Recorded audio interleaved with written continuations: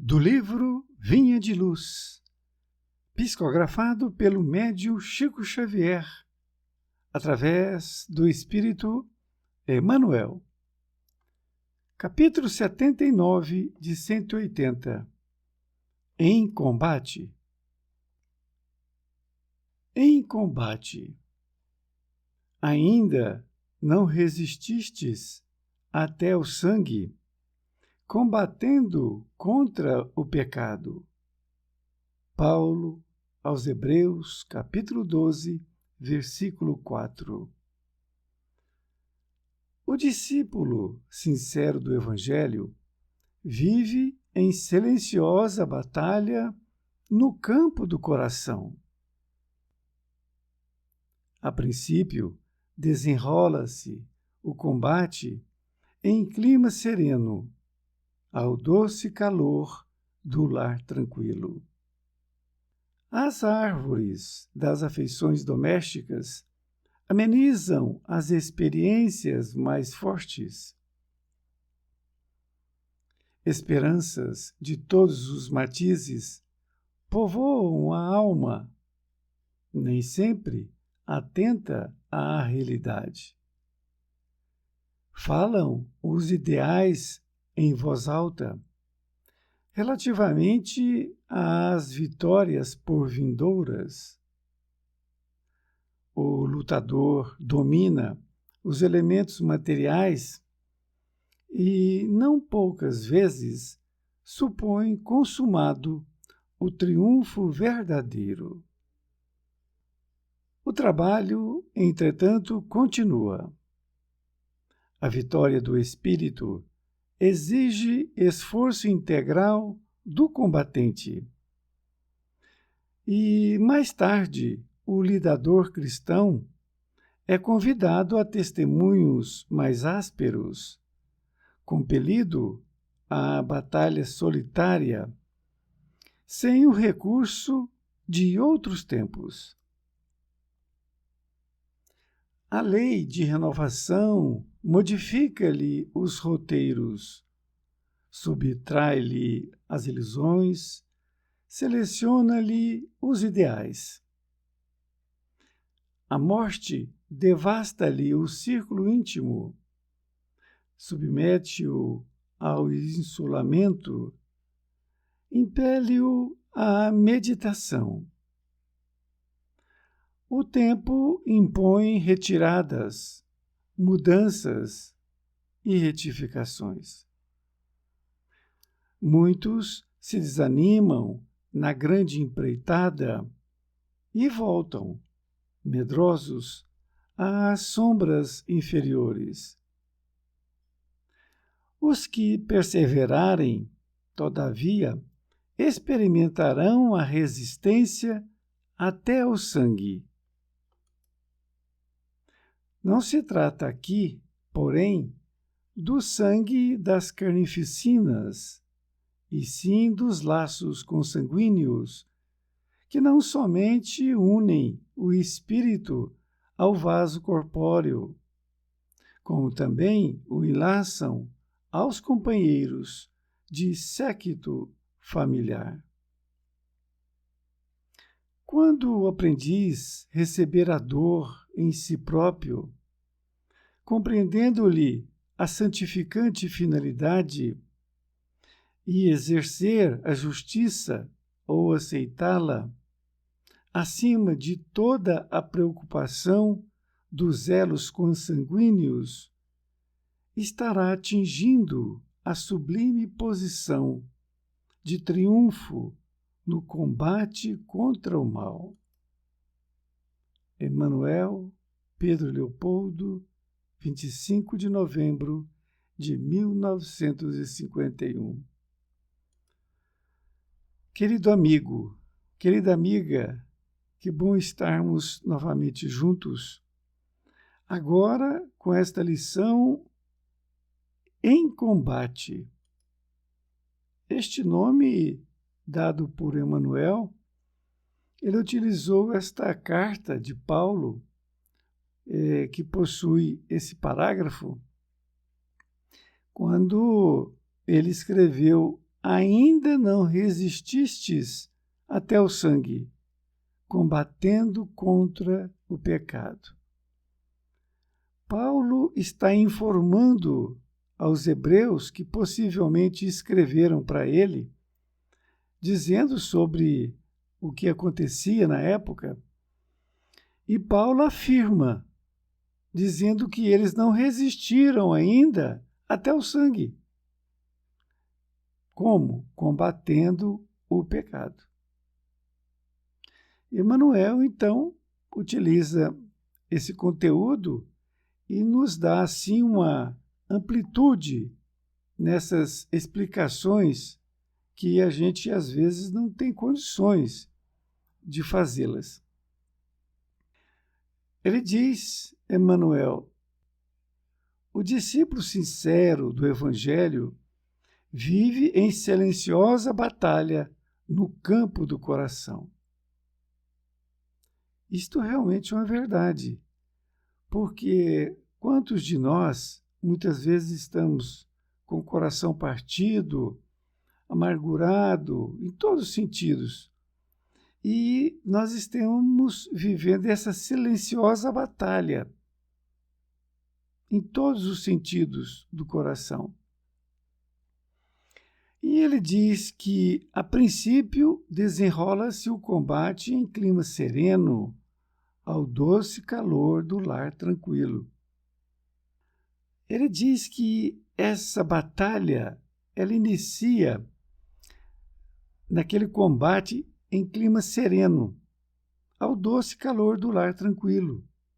Quando inicia uma relação matrimonial, ou quando você nasceu num lar e está ali sendo tranquilo, aquela batalha que já inicia. E ele diz que as árvores das afeições domésticas amenizam as experiências mais fortes.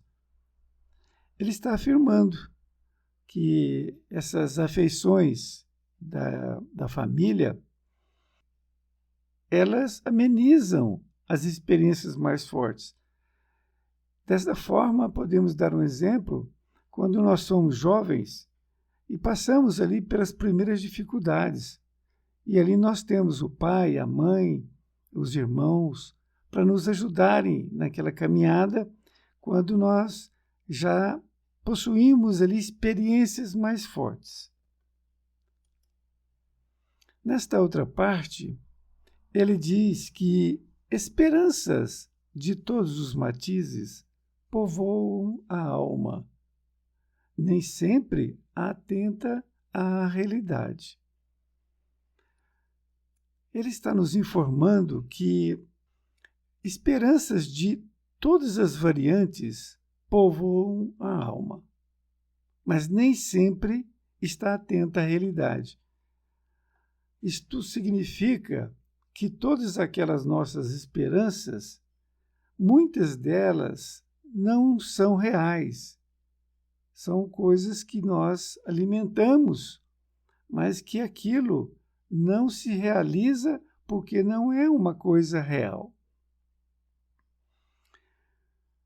Diz ele que falam os ideais em voz alta, relativamente às vitórias porvindouras. Esses ideais que muitas vezes nós temos, eles nos falam mais alto. E eles falam relativamente também a vitórias porvindouras, ou seja, as vitórias que estão ainda por vir. Essas vozes estão nos alertando, estão nos falando que nós temos vitórias no futuro, porém nesses ideais, mas vai caber a nós esta vitória. Continua dizendo que o lutador domina os elementos materiais e não poucas vezes supõe consumado o triunfo verdadeiro. Aqui tem uma colocação interessante, porque ele nos chama de lutador. E quando nós, então, dominamos os elementos materiais,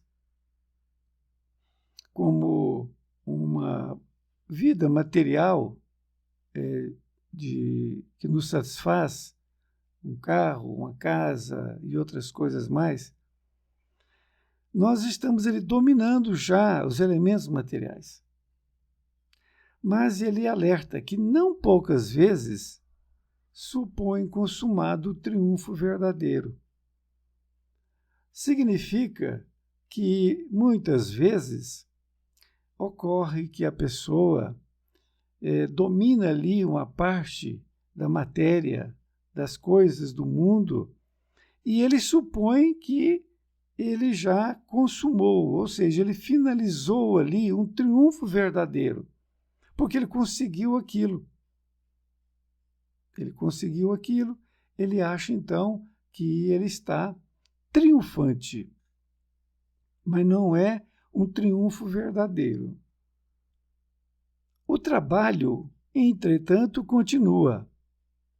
Ele está afirmando que o trabalho sempre continua. Ele não tem assim um triunfo verdadeiro consumado rapidamente. O trabalho continua, deve continuar, diz ele. A vitória do espírito exige esforço integral do combatente. Ele está afirmando também, baseado no que foi dito. Essa vitória do espírito, que é a vitória do eu, ela exige um esforço integral, em todos os sentidos. E continua dizendo que, e mais tarde, o lidador cristão é convidado a testemunhos mais ásperos, compelido à batalha solitária, sem o recurso de outros tempos. Aqui ele diz que mais tarde o cristão vai ser convidado a passar por testemunhos mais ásperos. Testemunhos que são o quê? Oportunidades de crescimento. Muitas vezes, ou a maioria delas, vem a dor, porque não é fácil. Por quê? É para nossa melhora moral. E ele diz que é compelido.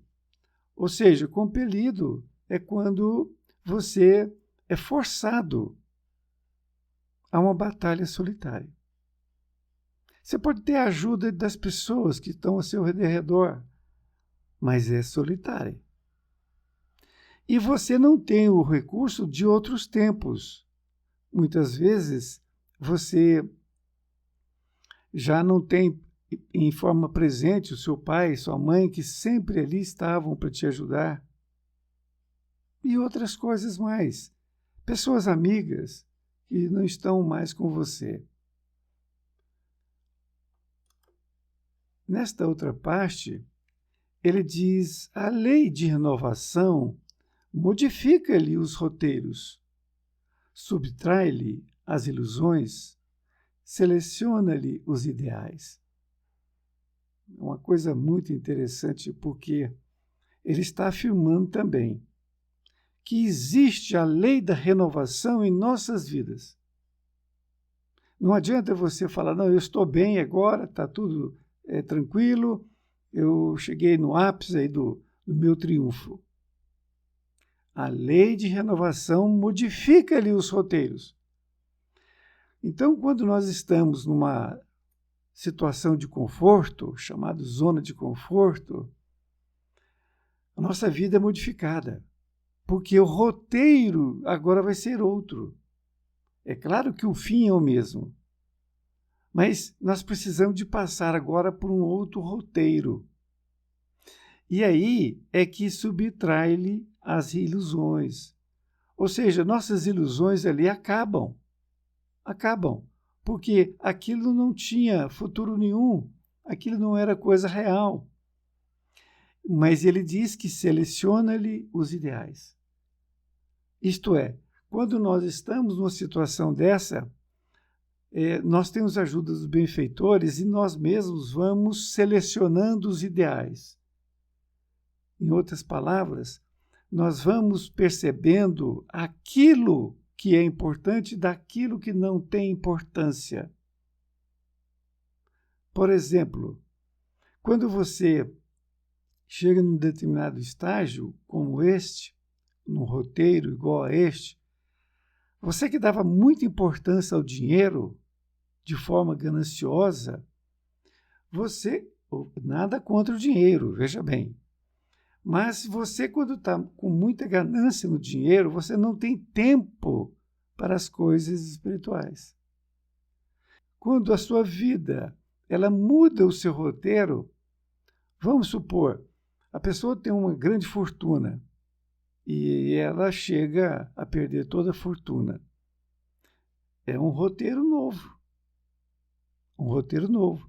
Não que ela não possa ganhar dinheiro novamente. Pode ganhar e deve. Mas aquilo vem para que ela possa fazer o quê? Atentar para os verdadeiros ideais. Porque aí sim ela vai dar o devido valor no dinheiro, mas sem ser propriedade do dinheiro. Continua dizendo que a morte devasta-lhe o círculo íntimo, submete-o a um isolamento, impele-o à meditação. Então, quando ocorre essa modificação dos roteiros, a morte, que é um dos itens para modificar o roteiro de famílias, de pessoas, vai devastar o seu íntimo, o seu círculo íntimo. Ou seja, ele vai dar aflição, vai abalar o seu íntimo. E você vai ser submetido a um isolamento, ou seja, ao afastamento, à solidão, o retraimento. Muitas pessoas fazem isso, ocorre dessa forma. Não necessariamente tem que ocorrer. Só apresentando aqui uma outra colocação que esse parágrafo me lembrou. O que é a morte? A morte física, muitas vezes a pessoa está muito envolvida com a matéria, com o seu mundo, e não está preocupada, não quer saber da sua questão moral e muito menos espiritual. Ela, então, ao perder um pai, uma mãe, um filho, né, que não estava nem pensando em dele falecer, a pessoa briga com Deus. Ela nunca pensava em Deus, mas aí ela não aceita. Ela reluta contra aquilo que aconteceu, não aceita a morte daquela pessoa amada. E Dr. Alírio Teixeira, ele diz que quando ocorre isso, a pessoa vai para o seu mundinho.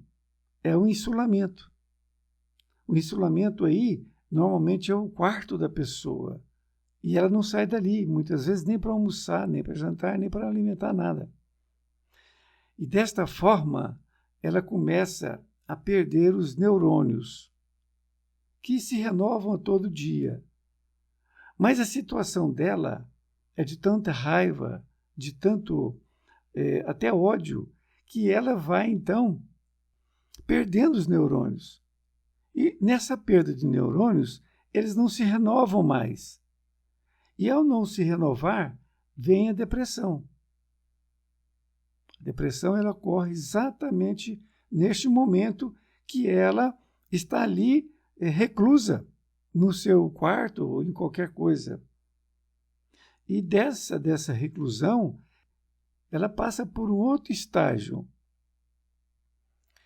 Porque quando vem a depressão, aquela depressão ela pode, já logo depois, um mês depois, entrar numa obsessão.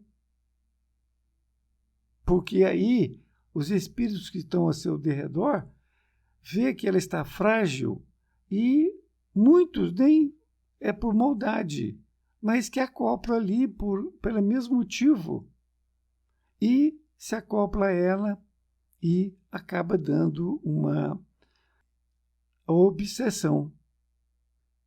Veja o quanto que é importante nós percebermos o que está acontecendo conosco. E vamos à meditação, que é exatamente o final da frase.